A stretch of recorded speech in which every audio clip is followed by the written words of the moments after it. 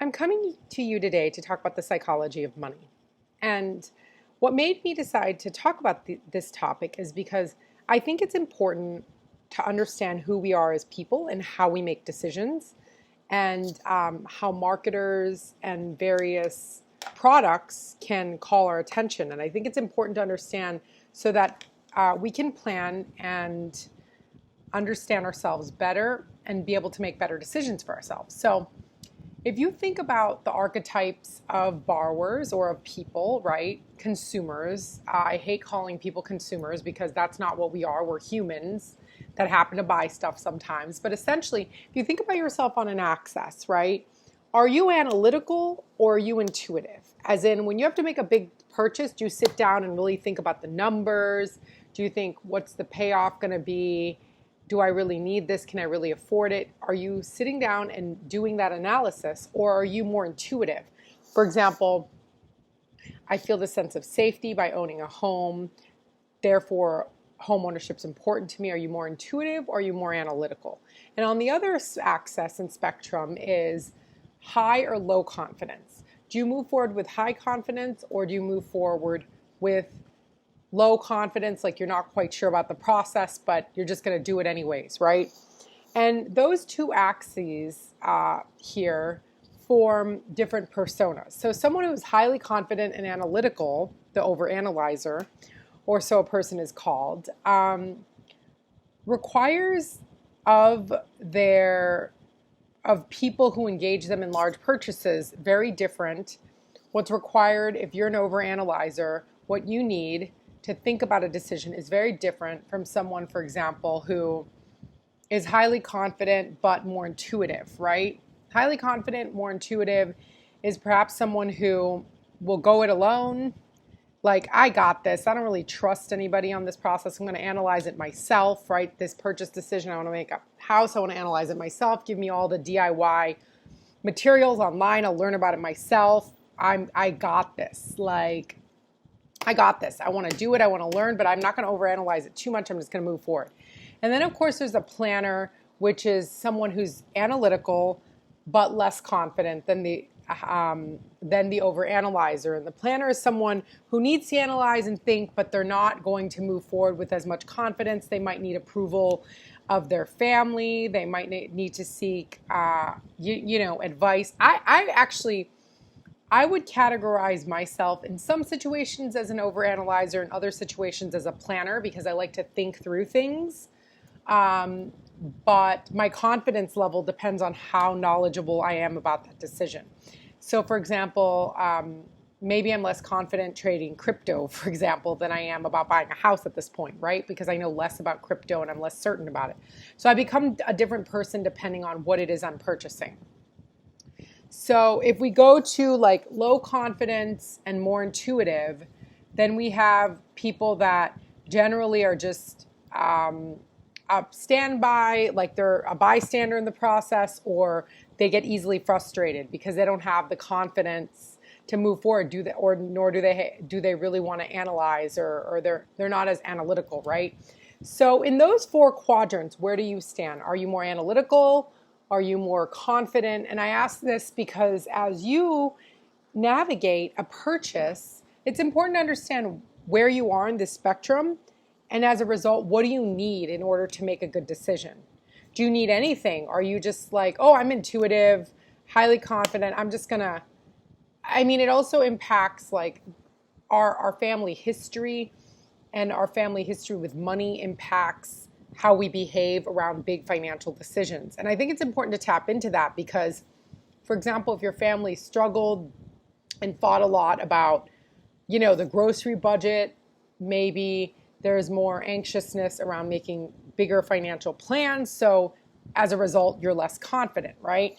So it's really important to tap into what is the family history and psychology. Another aspect that I like people to think about too is like, when we experience conflict, because sometimes a big financial decision can be a form of conflict, do we fight, or do we experience fight or flight? Do we want to fight, hands-on combat with the situation, get into the nitty-gritty, and work on it, or we tend to be more fearful, want to delay a decision, don't really want to confront it. It's important to understand these things in conflict in general, because oftentimes money can bring up very conflicting emotions for people, whether it's money or financial decisions, right? So what type of person are you? Are you more analytical? Are you more intuitive? What does your family history indicate? Where it puts you on the spectrum, like analyzing, oh, my family really struggled with money, or maybe my family didn't struggle with money. That's why I don't analyze it that much, and I'm more intuitive. I don't need to process it that much, because guess what? Money was going to come in tomorrow. You know, we all have different psychologies around money, and not just our family history, but also our current earning power. Do we earn a lot? Is it a big or small purchase? Those kind of factors help us understand, but the truly deep-rooted fundamentals around how we deal with money. For example, are you an innate spender or innate saver? Are you a status seeker or a safety seeker, right? I say that. So for example, if I had to answer this for myself, growing up, my parents fought about money quite a bit.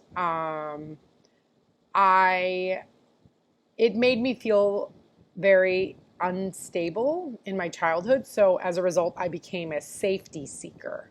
And that's why home ownership is so important to me, because that safety and comfort of home was so big for me, right? Also, I am a saver by nature, because I'm a saver and a safety seeker. I don't care that much about status, and i.e. probably why I'm working on a startup, right? Because I don't need to work for Google or a big brand to feel good and confident about my abilities and who I am. So this impacts obviously career decisions we make in our life. And I put this out there because understanding this about who we are helps us understand how to approach large decisions, as well as how to think about ourselves when we commune with partners, family, and to see whether, the fears that are evoked from childhood are old scripts we want to try to break, or to just understand and be compassionate towards ourselves when we have big financial decisions. So there's a lot of people like myself that may have grown up with significant financial instability. The parents fought a lot about money, but as a result, they make money now, and so now they're status seekers because they want something. And they're spenders because they want to provide themselves a life they didn't get to have, right? So again, we all react very differently to trauma around money too, but just to understand that for ourselves helps us understand, do I need to rein myself in specific instances, or is it okay to spend, right? So I just use those examples. So I'm a big saver. I like to invest in things that will yield bigger value for me later in life. My biggest dream goals right now are to really be able to cash flow on real estate so that working truly becomes optional for me. And my goal is to do this in the next 3 years. The next 3 years, I want working to be optional for me. That might be a really ambitious and audacious goal, but I'm still setting it for myself. And that's why I save a lot of my income. And when I do spend it, I try to spend it on things that will yield me future income, and not necessarily things that won't yield me future happiness. Like, I want to travel, I want to work when I want, and that requires me having real estate or something that cash flows when I want to go to some place with my son and my husband, right? And so for me, it's not necessary status seeking. I don't need to drive a Mercedes or a Tesla or anything, although it'd be cool one day to drive a Tesla. But I really need to have financial security and happiness within my family before I think of like that type of purchase, whether it's a vehicle purchase, or I don't really need to live in a very big home. I rather live in a smaller home and save my money, for example. Those are things about me personally.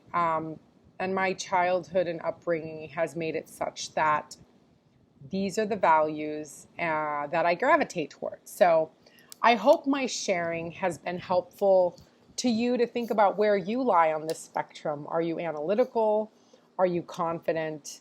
What of your family history and your fight or flight responses in your personal conflict and relationships that you have that drive your behavior around money? And I'm pretty confident if you think about it, it will help you set big, audacious goals for your financial future as well. And of course, if student loans is one of the obstacles, we are here to help you think through how to manage them so that you can reach your big dream goals. If you like this content, please share it. Please like, please subscribe to the channel. If you have anybody that could use thought or thinking around how they behave around money, please do share this video. And we look forward to speaking to you next week.